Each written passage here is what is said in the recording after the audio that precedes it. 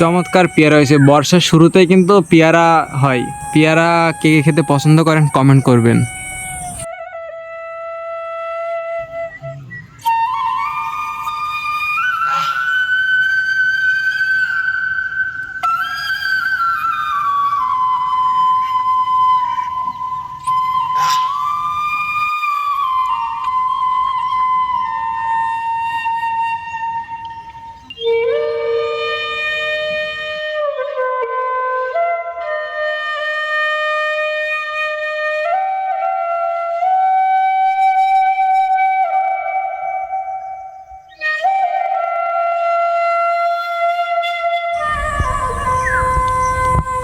সবুজ প্রকৃতির মাঝে একটি বসত বাড়ি, আর এই বসত বাড়ির আঙ্গিনায় আছে কয়েক রকমের কুল গাছ, এবং কুল গাছগুলো কিছুদিন আগে একবার কেটে দেওয়া হয়েছিল তার ডালপালা, কিন্তু এখন আবারও নতুন করে গজিয়েছে সেই ডালপালা।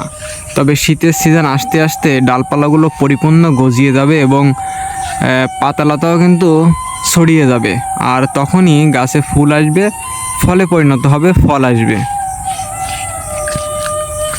তো এই বাগানের পরিবেশটা হতে পারে নির্ঝুম, তবে অনেক আগাছা জন্ম নিয়েছে, যে কারণে বাগান বাগান মনে হচ্ছে আর একটি বন মনে হচ্ছে।